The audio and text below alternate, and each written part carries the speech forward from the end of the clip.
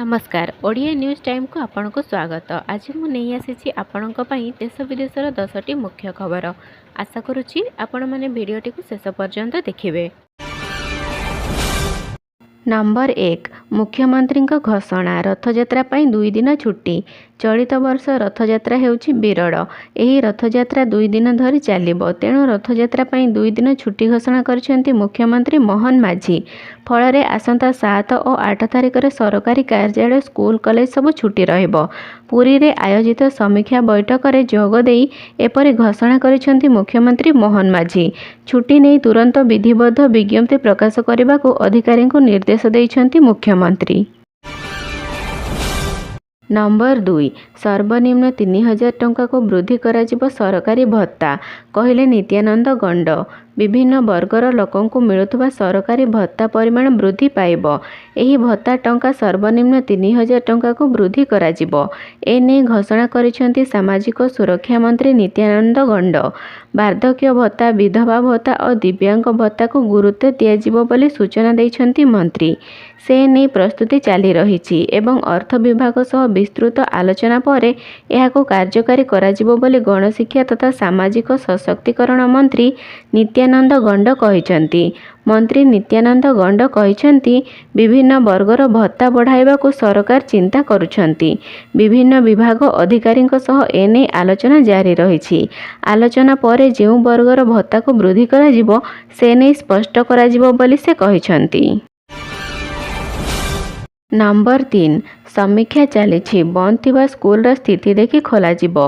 बंद थिबा school खोलिबो। BJD सरकार बंद करथिबा स्कूल गुड़िक खोलिबा को बीजेपी सरकार योजना करुछि।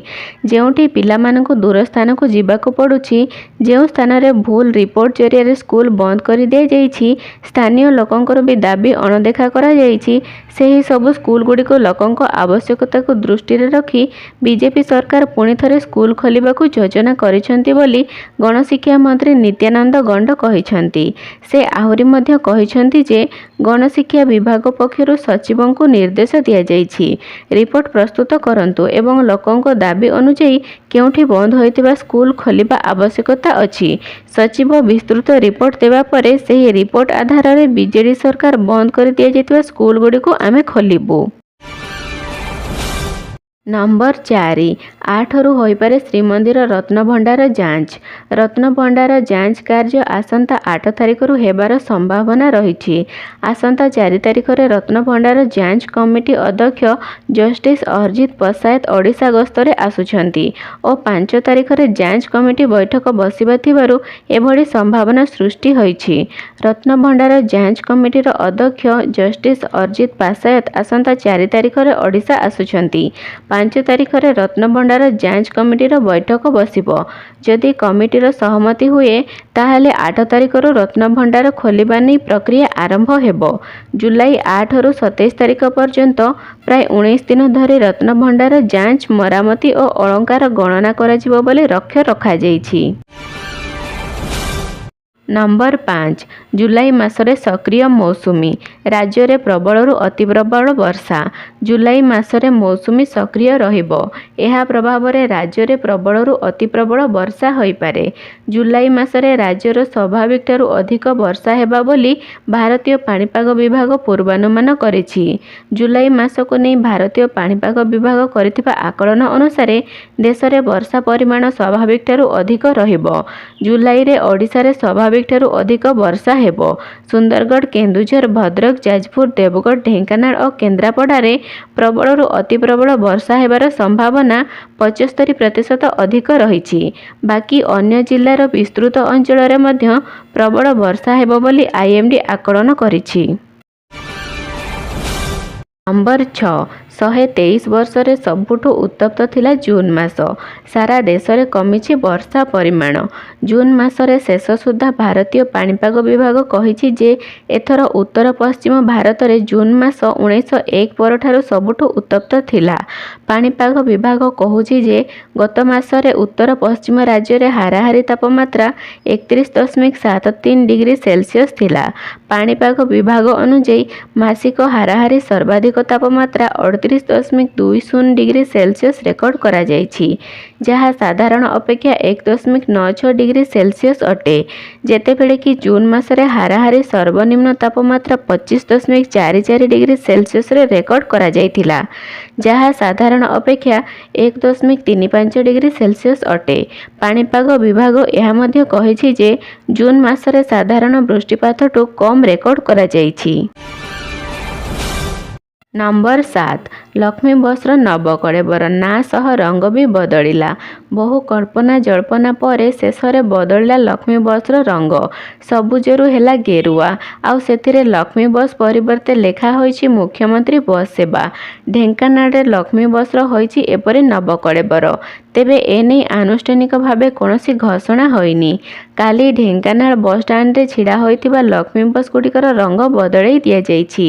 एथिसह बसर ना भी बदलैछि। तेबे कहा निर्देश रे रंग बदलैछि ताहा एबे जाई जଣା पड़िनी। पूर्वरु सरकार परे बस रे लागितिबा शंख पोस्टर सबु हटाई दिया जाइथिला आउ एबे रंग ओ ना बदलिछि। तेबे एने आरटीओ पार्टी फिटाई नाहांती। लक्ष्मी बसर रंग परिवर्तन नै आम पाखरे किछि खबर नाही किंबा आम कर्मचारी एही काम करुनाहांती बोली से स्पष्ट कहिसंती। नंबर 8 बसर रंग बदलिबा परे एबे बदलिबो स्कूल पिलांको ड्रेस कोड। बसर रंग बदलिबा परे एबे स्कूल पिलांको ड्रेस कोड बदलाइबा पई योजना करूछि नुआ सरकार।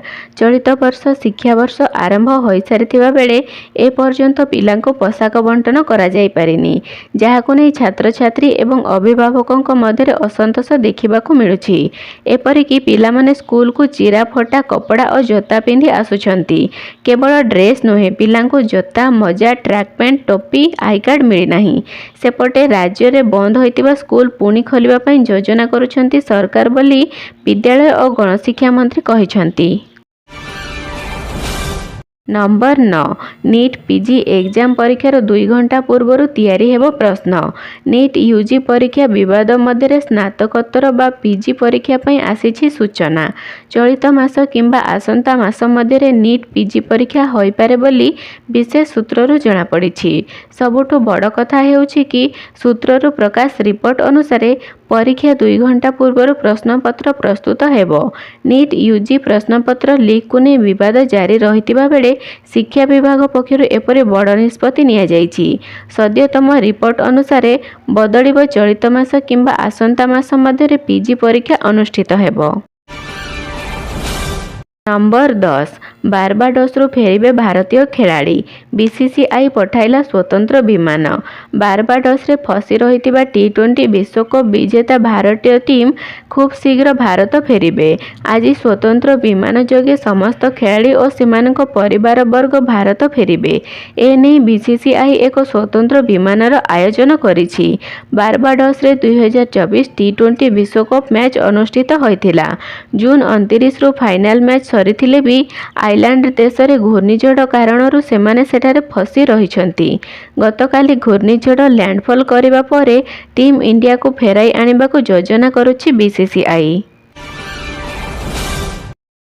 वीडियोटी को शेष पर्यंत देखिथिबारु आपनकू बहुत बहुत धन्यवाद।